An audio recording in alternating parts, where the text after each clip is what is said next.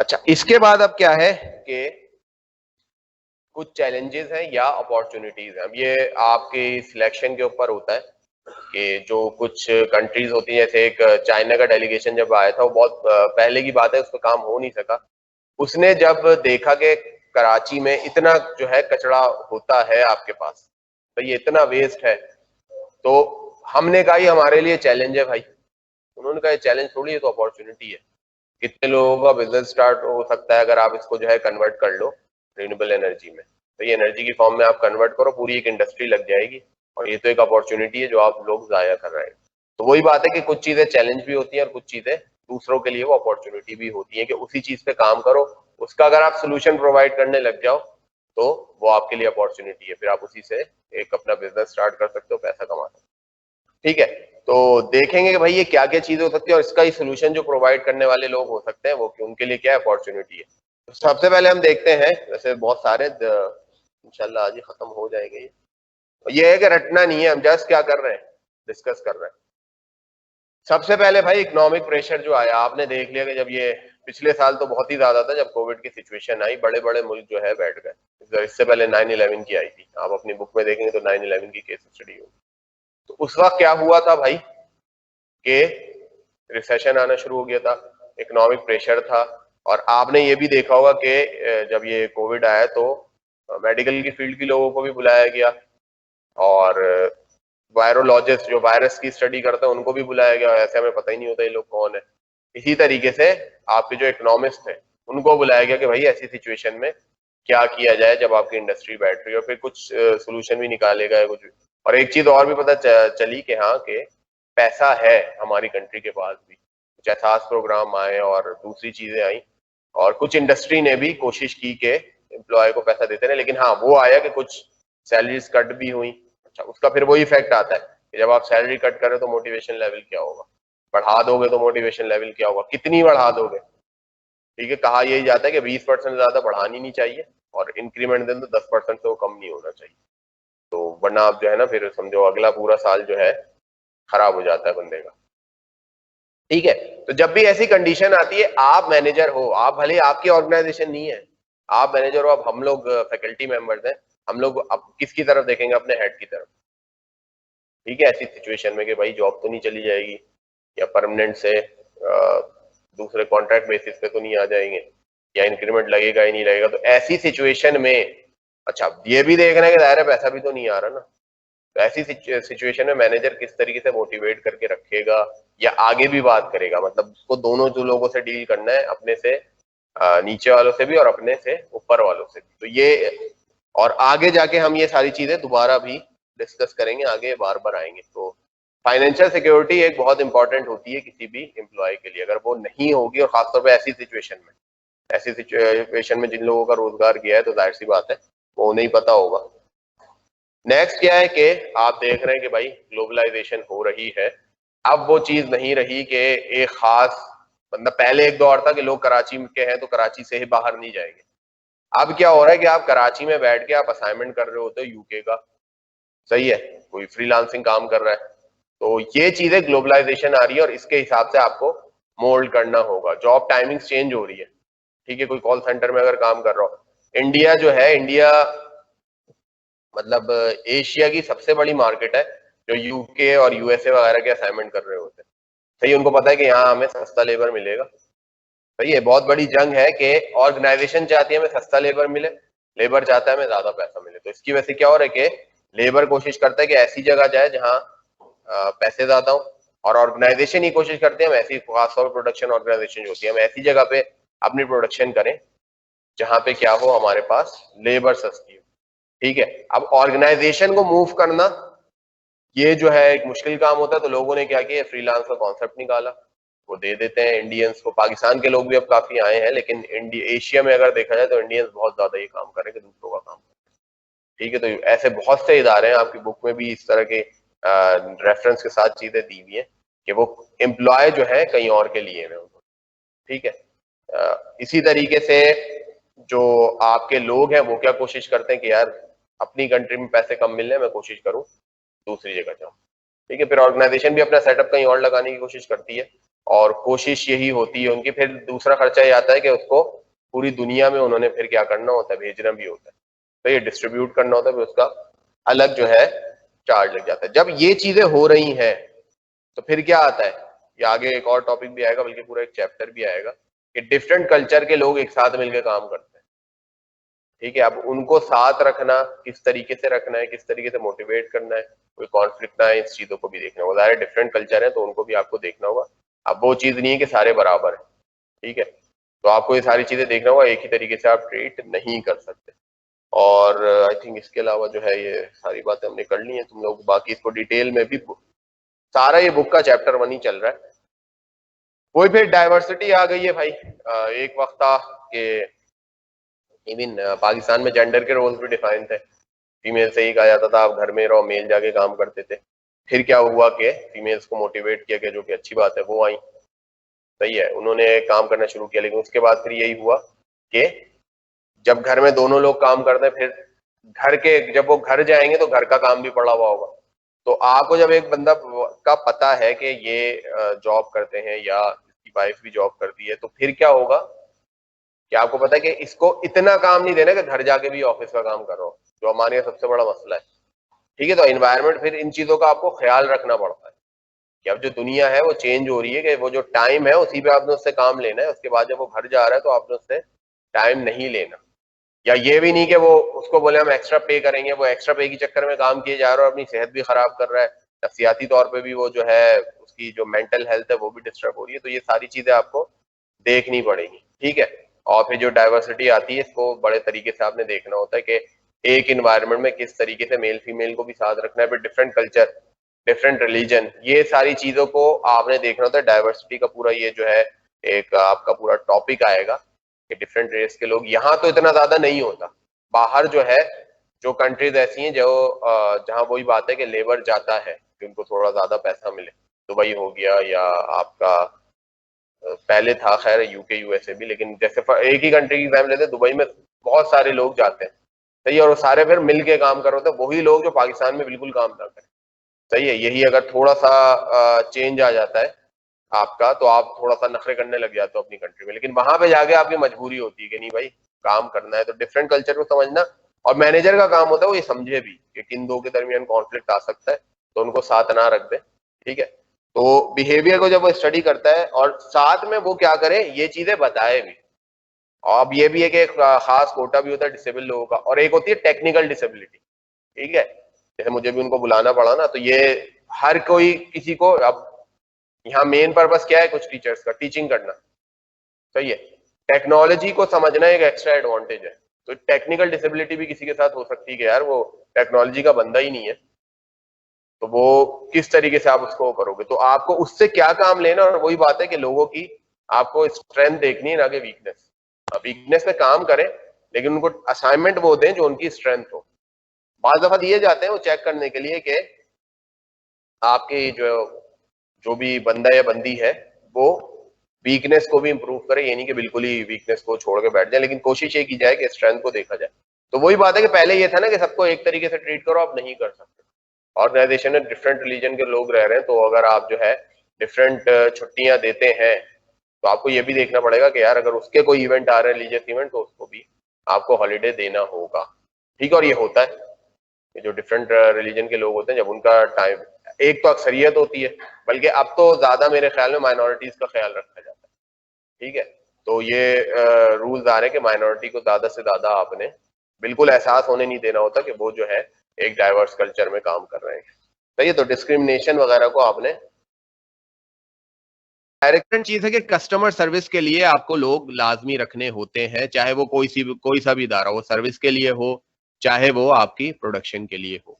कोई ऐसा बंदा आपको जरूर रखना होता है कि जो आपके कस्टमर हैं, जो आपके स्टेक होल्डर्स हैं, उनसे राब्ते में रहे। क्योंकि जब तक आपकी चीजों से जो फायदा उठाने वाले लोग हैं, जैसे हम अगर उस्मान इंस्टीट्यूट ऑफ टेक्नोलॉजी की बात करें, तो यहाँ से फायदा उठाने वाले कौन है, तुम लोग हो, प्लस तुम्हारे जो पेरेंट्स हैं जिन्होंने यहाँ पे एडमिशन कराया।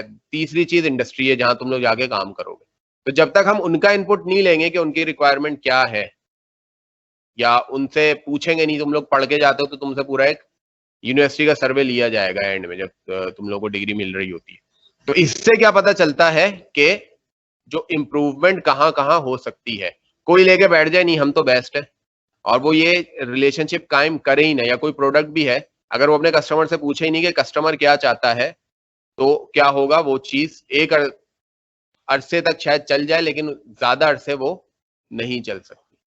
जैसे फॉर एग्जाम्पल हमारे अगर तुम मोटरसाइकिल देख लो, तो जो जितनी भी चाइनीज कंपनीज आती हैं मोटरसाइकिल बनाना शुरू करती हैं, वो क्या करती हैं, वो फिर इथिक्स पे भी हम आएंगे, वो कॉपी बनाती है होंडा की। हालांकि उनको शौक नहीं होगा, चाहेंगे यार हमें कुछ नया बनाए, लेकिन उनको पता है कि जो कस्टमर है वो तो यही मांग रहा है।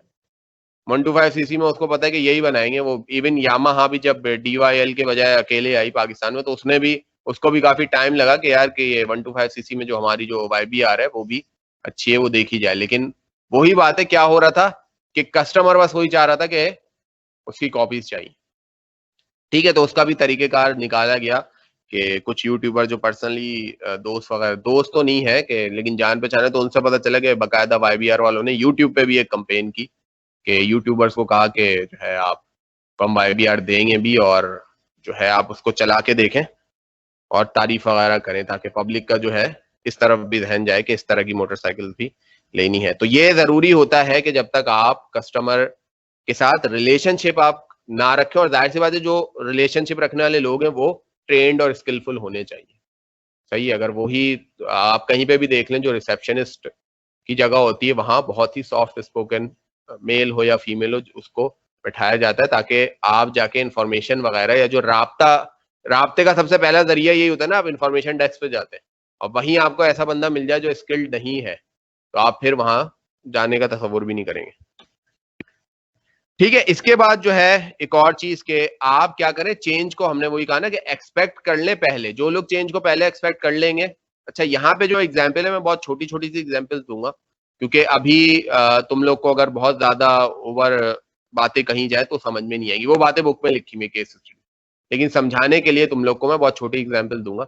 जैसे फर्ज करो पिछले साल था, कोरोना का पहला केस फैब में आया था, लोगों को समझ में आया था कि मार्क्स और ये चीजें जो है, वैसे ये भी एक अनइथिकल प्रैक्टिस थी, ये भी आगे आएगा, लेकिन उन्होंने क्या किया था, उन्होंने चेंज प्रेडिक्ट किया था, उन्होंने ये चीजें पहले लेके रख ली थी या मैन्युफैक्चर करना शुरू कर दी थी। लोगों को पता चला था सैनिटाइजर इस तरीके से बनता है। तो उसके बाद क्या हुआ, जिन्होंने चेंज पहले प्रेडिक्ट कर लिया था उनको फायदा हुआ, जिन्होंने देर से प्रेडिक्ट किया उन्होंने देखा कि नहीं मास और ये सारी चीजें बिक रही है, हमें भी ये शुरू करना चाहिए, देखा देखी किया, प्रिडिक्ट नहीं किया, उन्होंने सिर्फ कॉपी किया। तो फिर क्या हुआ, चाइना से भी आ गई थी इमदाद और फिर पाकिस्तान ने अपने भी बनाना शुरू कर दिए थे, तो उसके बाद जो है उनको फायदा कुछ नहीं हुआ। ठीक है, और फिर लोगों का वो जो खौफ था, एक जो खौफ की कैफियत थी वो भी निकल गई। तो जिस टाइम जो चीज कैश करना चाहिए वो करनी चाहिए। वो अलग बात है कि इथिकल और अनइथिकल प्रैक्टिस जरूर देखनी चाहिए, था ये अनइथिकल काम, इथिक्स के ये खिलाफ था। तो ये चीजें भी अभी आएंगी, बल्कि पूरा टॉप, बल्कि प्रोफेशनल एथिक्स तुम लोगों ने पूरी पढ़ी भी है कि अनइथिकल बंदा जाता है तो उसका रीजन होता क्या है। सही है, तो ये भी देखना होता है कि कहीं ऐसा तो नहीं कि एनवायरनमेंट उसको अनइथिकल जाने में मजबूर कर रहा है, कि आपने पूरा एनवायरनमेंट ही ऐसा बनाया हुआ है कि बंदा अनइथिकल जा रहा है, आप जो अनइथिकल जाता है उसे पनिश नहीं करते, या जो इथिकल जाता है उसे रिवॉर्ड नहीं करते। ठीक है, तो आपने फ्लेक्सिबल रहना है। फ्लेक्सिबल का मतलब क्या हुआ, जैसे ही चेंज आए तो चेंज करना है। अब एक चीज चेंज हो रही है, आपको फ्लेक्सिबल होना होगा। आप रिजिड होकर बैठ गए, वो एक आता था, तुम्हारे पिछले सेक्शन को भी मैंने एग्जांपल दी थी, तुम लोगों ने पता नहीं देखा नहीं देखा, एक जमाने में डेंटोनिक टूथ पाउडर आता था और वो हर जगह हर घर में मौजूद होता था। ठीक है, लेकिन फिर क्या हुआ, वो समझे ही नहीं कि बीच में जब टूथपेस्ट आया वो इस चीज को समझे ही नहीं, वो उसी चीज पे रहे, उन्होंने अपनी प्रोडक्ट को चेंज नहीं किया, तो फिर क्या हुआ, वो खत्म हो गई, वो फ्लेक्सिबल नहीं रहे। बाद में उन्होंने निकाला भी अपना प्रोडक्ट, लेकिन वो उस वक्त जो है वो दूसरे कॉलगेट या दूसरे जो है वो उन्होंने इतनी मार्केट को इस तरीके से ग्रिप कर लिया था। इसी तरीके से पाकिस्तान के मशरूबात थे, सही है, बकायदा फिर उसकी एक एडवर्टीजमेंट चली, जो पुराने तुम एडवर्टीजमेंट देख लो कहीं से मिल जाए, तो वो बकायदा चली कि लाल शरबत तो प्यास नहीं बुझा सकता, वो कोक से या पेप्सी से इस तरह ही बुझेगी।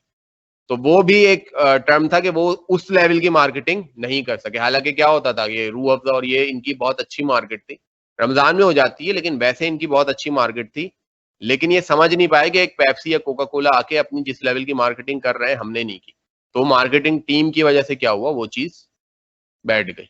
ठीक है, तो कंपटीशन में रहना, कंटिन्यूअस क्वालिटी इंप्रूव करना। क्वालिटी इंप्रूव किस तरीके से होगी? आप कस्टमर से राय लेंगे। आप कस्टमर से पूछ ही नहीं रहे तो आपको पता ही नहीं चलेगा कि कस्टमर चाह क्या। ठीक है, और ये डिटेल में बुक्स के अंदर जो है इस पे तुम्हें ठीक ठाक बातें मिल जाएंगी, केस स्टडी मिल जाएगी। फिर वही बात कि चेंज को एक्सेप्ट करना, और जितनी जल्दी आप देख रहे हो कि अब वो दौड़ नहीं रहा कि आपने एक स्किल सेट पकड़ा और उस पर आप सारी जिंदगी काम करते रहोगे। ठीक है, अब जो है चीजें बहुत तेजी से चेंज हो रही है, रैपिड चेंज है। तो आपको कंटिन्यूअस अपना स्किल सेट क्या करना है? इंप्रूव करना है, चाहे टेक्निकल साइड पे हो, चाहे मैनेजमेंट साइड पे हो। इवन सोशल जो थ्योरीज है वो चेंज हो रही है, सही है, और बहुत तेजी से हो रही है। तो उसके इम्पैक्ट को देखना है, और आपकी जॉब भी एकदम से चेंज हो सकती है। अभी मैं टीचिंग कर रहा हूँ, कल को दूसरी जॉब भी करने पड़ सकती है, या हो सकता है ज्यादा अच्छी अपॉर्चुनिटीज मिले। तो ये नहीं कि आपने एक जगह रहना है, प्लस आपने ग्लोबलाइजेशन हो चुकी है तो एक जगह से दूसरी जगह भी वो बात है कि थोड़ा सा बंदा वो करता है, फैमिली देखता है, दूसरी चीजें देखता है, लेकिन अगर अपॉर्चुनिटीज ऐसी मिलती हैं तो वो मूव करता है। तो स्किल्स आपने अपडेटेड रखनी है ताकि आपको जो चेंज आ रहा हो आप उसमें एडजस्ट कर सकें। जो नहीं करेंगे, जैसे हमने किया, अब फॉरेन टीम्स पे आए या पहले जूम पे आए थे, ये इस तरीके से हमने चेंजेस करते रहे। ठीक है, तो सबसे इंपॉर्टेंट चीज ये है कि जो अब जो फ्लेक्सिबल नहीं रहेगा उसके लिए मसला होगा। ठीक है, और खासतौर पे मैनेजर्स के लिए ऐसी है। इससे पहले कोई दूसरा सेक्शन था, उसने लास्ट टाइम मुझे बुलाया था स्पीच देने के लिए। तो एक इरिक एरिक्सन की थ्योरी है, साइको सोशल डेवलपमेंट इंसान की। तो उसमें इरिक एरिक्सन साहब ने कहा था कि जो 40 से 60 साल का बंदा है वो बहुत इंपॉर्टेंट होता है। वो या तो माशरे के लिए फायदेमंद होता है या माशरे के लिए नुकसानदेह होगा। और मेन चीज यही है, वो 40 से 60 साल का बंदा अगर फ्लेक्सिबल है, चीजों को समझता है, चेंज को समझता है, रैपिड चेंजेस आ रही हैं, क्योंकि अब वो बॉस की पोजीशन पे आ गया, तब तो वो खुद भी कामयाब होगा और दूसरों भी कामयाब होने देगा। लेकिन अगर वो रिजिड हो जाता है तो उससे नीचे की टीम जितनी भी अच्छी है तो वो फायदा नहीं देगी, क्योंकि वो फ्लेक्सिबल हो ही नहीं रहा। उसको उसके नीचे का बंदा समझा भी रहा है कि सर ये चेंजेस आ रही है, अगर हम भी चेंज कर लें, लेकिन वो कह रहा है नहीं, जो मेरा मेथड है पुराना उसी मेथड पे आपने चलना है। तो ये कोर्स भी ऐसा है कि ये कोर्स भी फ्लेक्सिबल है भाई। तुम लोगों को जो एग्जाम का ही पैटर्न होगा, तो जैसे जैसे हम करीब आते जाएंगे डिस्कस भी करेंगे, तो केस स्टडीज दी जाएंगी और उसमें अपनी राय देनी है तुमने। जो कुछ भी तुमने पढ़ा है उस हिसाब से तुम लोग अपनी बात कर देना। कोई ऐसी चीज नहीं होगी कि आपने रटना होगा या दूसरी चीज करनी होगी। ठीक है, तो अपना इनपुट देना, और जाहिर है जो तुम लोग का इनपुट होगा वो भी इंपॉर्टेंट होगा। लेकिन वही बात है, अपनी बात का और उस बात को क्यों कह रहे हो वो कंक्लूड कर दो, तो आपके मार्क्स डिडक्ट नहीं होंगे। लेकिन आपने एक बात कह दी, बस बात कह के छोड़ दिया, तो अपना पॉइंट ऑफ व्यू आप जब तक एक्सप्लेन सही से नहीं करोगे तो तब तक बात नहीं बनेगी। ठीक है, इसके बाद जो है अगर आप देखें तो एक वर्चुअल जो ऑर्गेनाइजेशन है, इसका कॉन्सेप्ट बहुत ज्यादा हो रहा है, जो कि क्या हो रहा है, नेटवर्किंग पे बेस है सारा। अभी जो सारा गेम है, जो जो क्लास हो रही है सारी नेटवर्क पे हो रही है, फ्रीलांसिंग का सारा काम नेटवर्क पे हो रहा है। तो जब तक आप अपना जो है, एक तो ये वाला नेटवर्क हो गया कि जो चल रहा है इंटरनेट के थ्रू, सही है। इसी तरीके से जो ऑर्गेनाइजेशन के अंदर भी एक इंटरनेट होता है, सिर्फ ऑर्गेनाइजेशन टू ऑर्गेनाइजेशन इंफॉर्मेशन जारी होती है।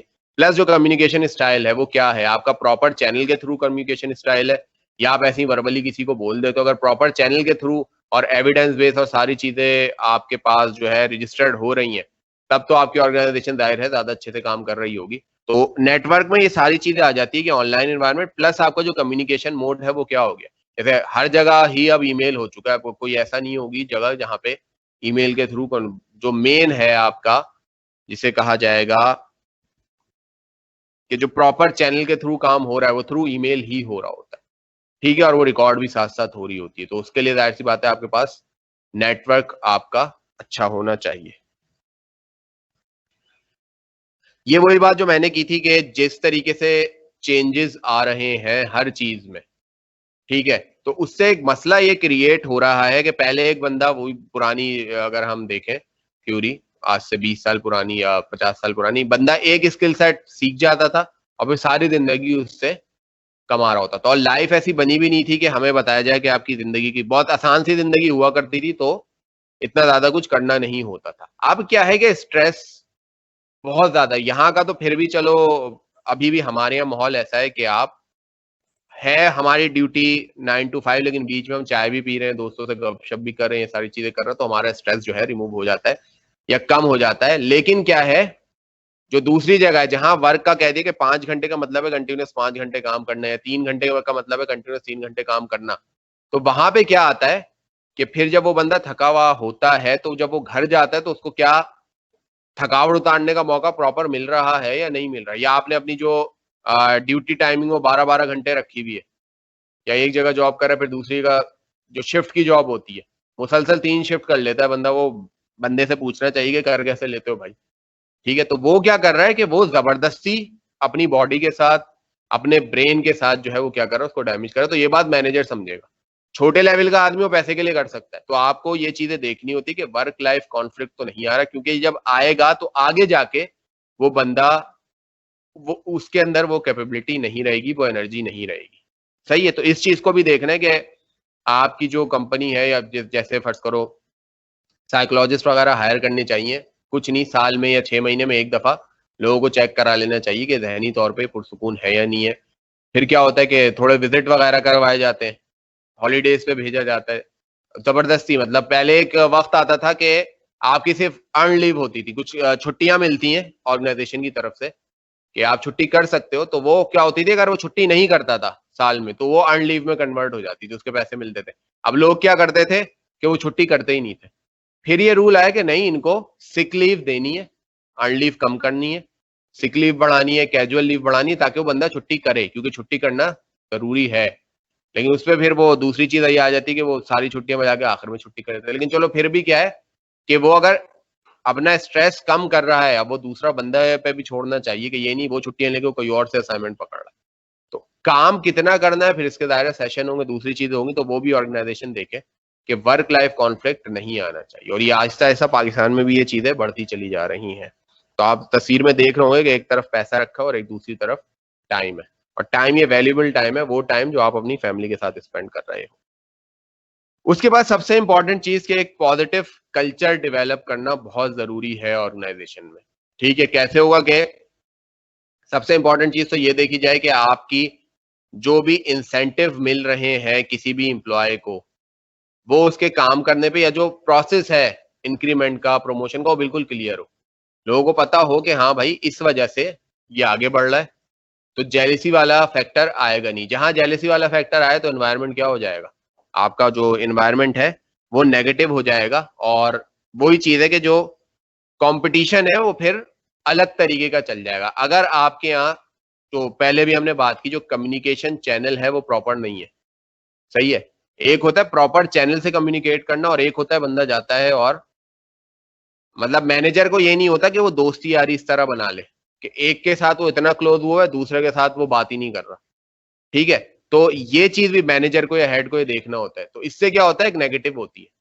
तो ये वो मैं अल्फाज इस्तेमाल करना नहीं चाहता, तुम लोग इस चीज को समझते हो कि एक बंदा जो खाली जाके बड़े लोग काम वाम कुछ नहीं करता, सिर्फ वो सलाम कलाम करता रहता है और उससे उसके इंक्रीमेंट भी लग रहे हैं, सारी चीजें हो रही है। तो इससे क्या होता है, एक नेगेटिव कल्चर, जो काम करने वाला होता है वो परेशान हो जाता है कि अगर मेरे अंदर ये स्किल्स नहीं है तो मैं क्या करूं। ठीक है जी, तो आपने क्या करना होता है, इसकी एक रिसर्च करनी होती है, कुछ लोग आपने बैठाने होते हैं कि वो देखें कि किस तरीके से आपके पास जो लोग हैं, तुम लोगों ने हाँ एचआरएम का कोर्स नहीं पढ़ा, कि ह्यूमन स्ट्रेंथ जो है आपके पास उसको। और अब एक और चीज भी हो सकती है, जैसे फर्ज करो मैनेजर रिसोर्स एलोकेशन कर रहा है, ठीक है, 10 लोगों को एक रूम में बैठाना है। पता नहीं तुम लोगों ने कोई एग्जाम ऐसे दिए हैं नहीं दिए एनालिटिकल, जिसमें सवाल भी आते हैं कि वो 10 लोगों को आपने बैठाना है, ये आदमी इसको पसंद नहीं करता, वो उसको पसंद नहीं करता, तो आपको देखना होता है कि आपने सीटिंग अरेंजमेंट इस तरीके से रखनी है उन लोगों की। तो ये चीज भी आपने देखनी होती है। आपके लोग हैं, आप अगर उनका बिहेवियर जान चुके हो तो आपको पता है।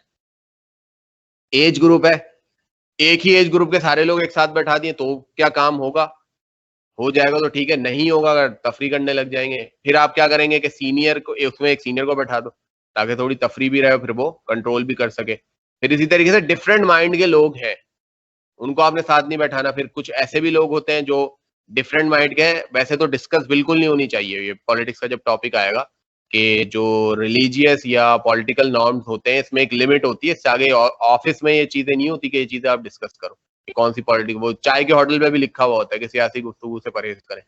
तो ये चीजें चल रही हैं। और फिर कोई ऐसी चीज आ जाए, और ये तो चलो फिर भी छोटी एक ऑर्गेनाइजेशन है, जो प्रोडक्शन ऑर्गेनाइजेशन होती है, जो बड़ी ऑर्गेनाइजेशन होती है, वहां बाकायदा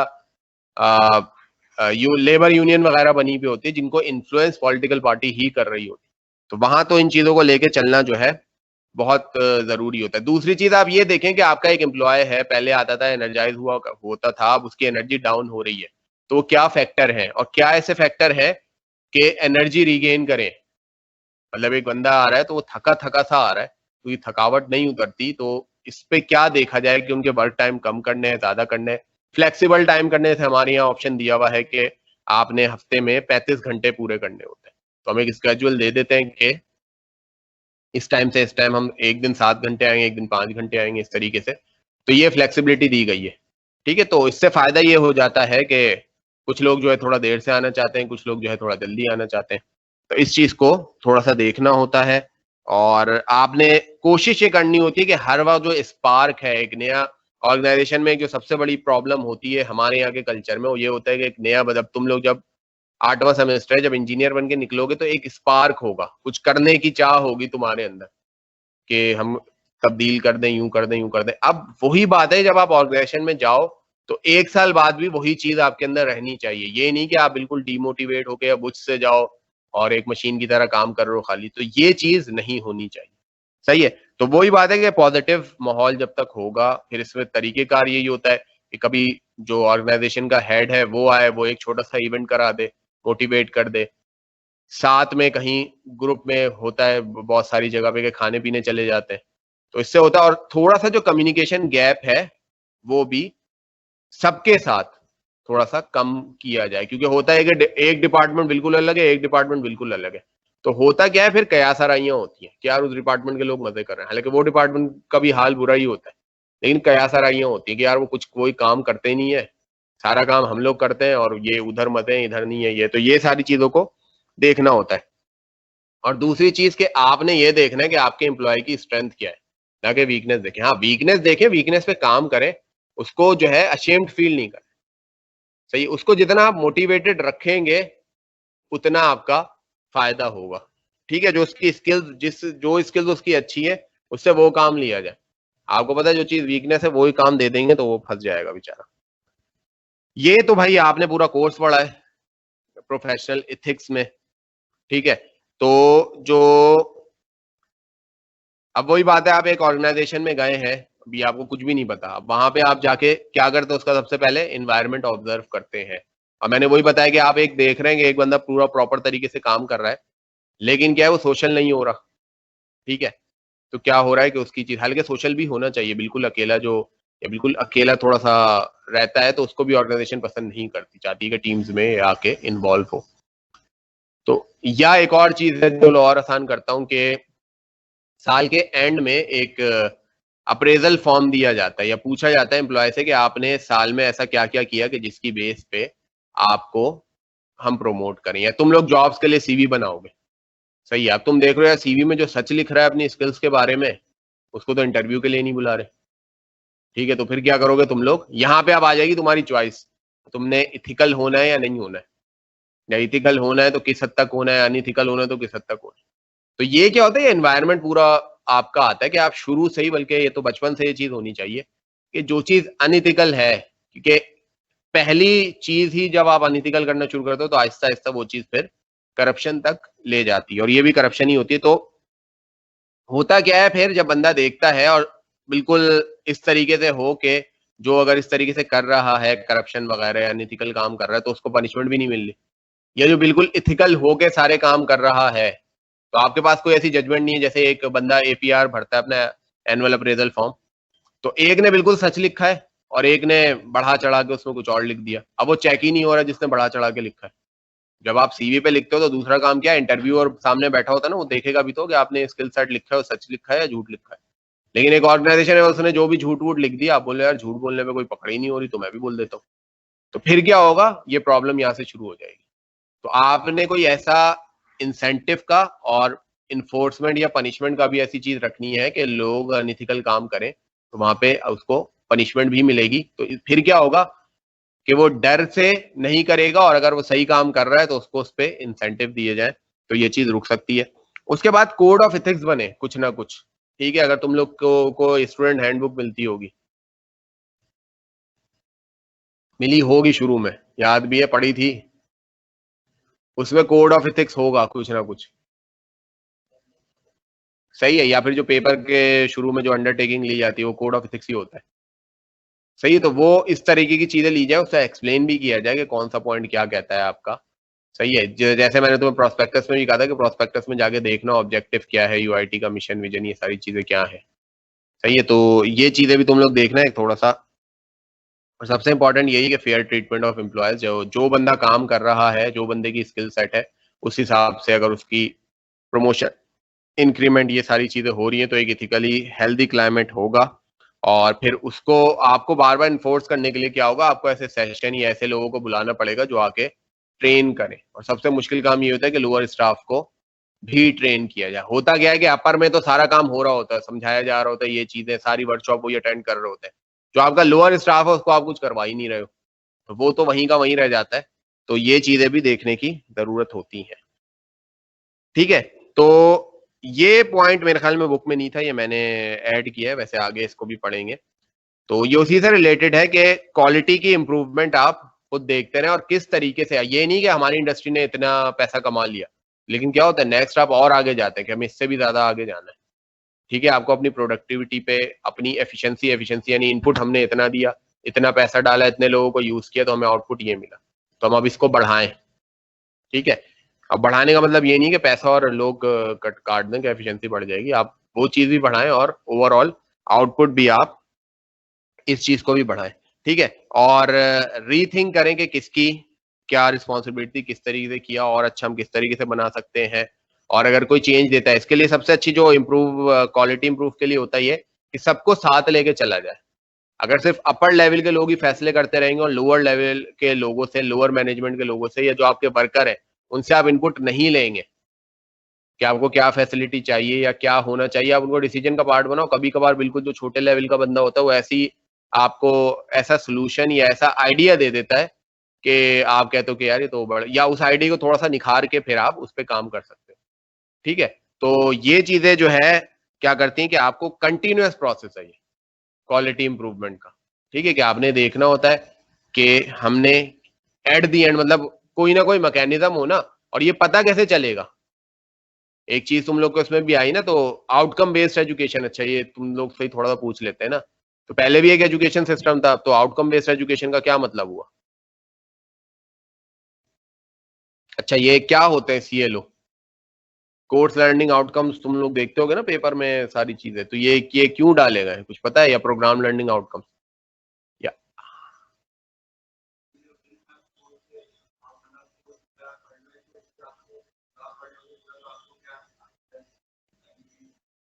और ऑब्जेक्टिव क्या होता है,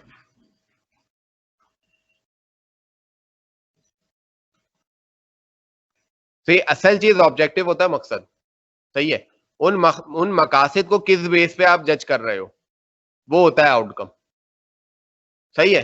तो आउटकम कुछ ना कुछ लाजमी बनाया जाएगा इंडस्ट्री का भी, कि हमने ये चीज, जब जैसे है ना कि तुमने CLO 1 इतना अचीव किया, दैट्स मीन ये तुम्हारा आउटकम था, और वो ऑब्जेक्टिव से लिंक कर रहा होगा, तो ये वैसे पढ़ो तो CLO तुम्हें ऑब्जेक्टिव लगता होगा, लेकिन जब उसका स्कोर आ जाए तो वो क्या है, आउटकम है, कि CLO 1 का आपका आउटकम इतना रहा, CLO 2 का आपका आउटकम इतना रहा, तो ये चीज जो है इंडस्ट्री में भी होती है कि देखते हैं कि भाई प्रोडक्टिविटी, एफिशिएंसी और दूसरी चीजें जो हमारा उसका आउटकम क्या रहा, तो ये एक प्रोसेस पूरा सिस्टमैटिक हो, ये नहीं कि बस बढ़ गया बहुत अच्छा चल रहा है, ये नहीं, एक सिस्टमैटिक वे में आपने देखना होगा, और फिर पिछले साल से आप कंपेयर करेंगे, भाई अगर पिछले साल आउटकम ये था तो अब क्यों नहीं, और दायरो फिर उसके KPIs की परफॉर्मेंस इंडिकेटर भी आपने लिखने होते हैं, और ये सारा एक पूरा प्रोसेस होता है, पूरा डॉक्यूमेंट बनता है, तुम लोग का भी इसी तरीके से पूरा जो CLO PLO का और कौन से की परफॉर्मेंस इंडिकेटर होते हैं, ये सारी चीजों को देखना होता है, और ये कंटिन्यूअस आपको फिर चेंज करता रहना पड़ रहा होता है, कि अगर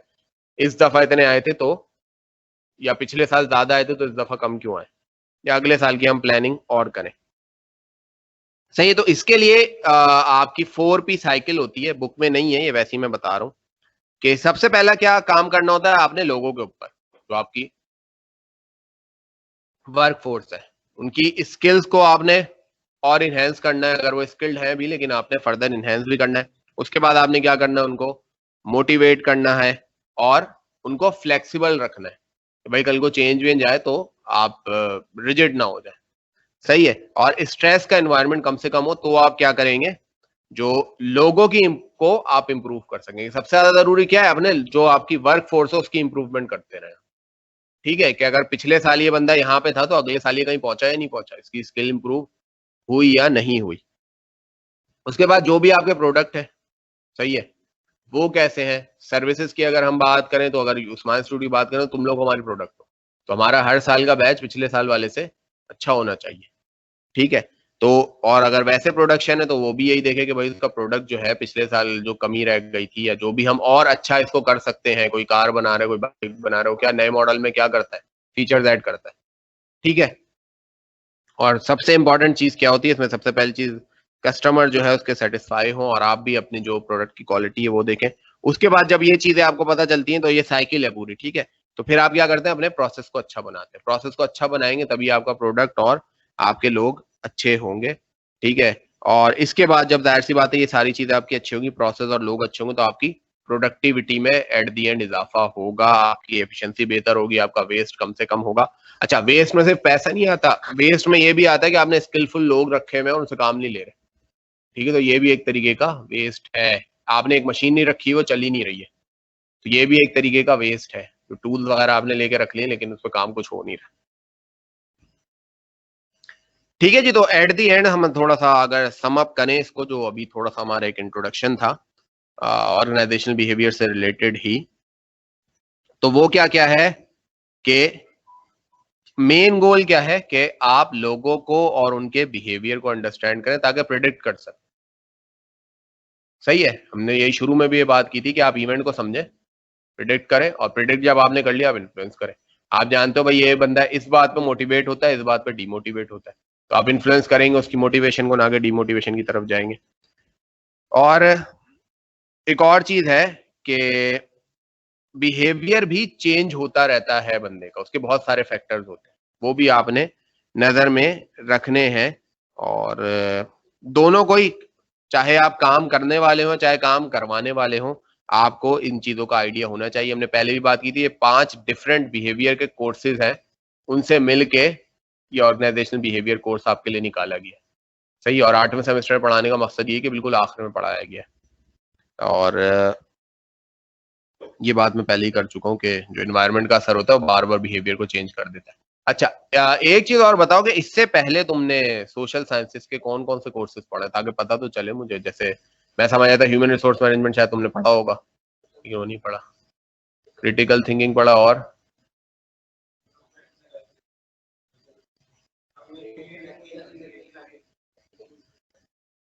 सही है।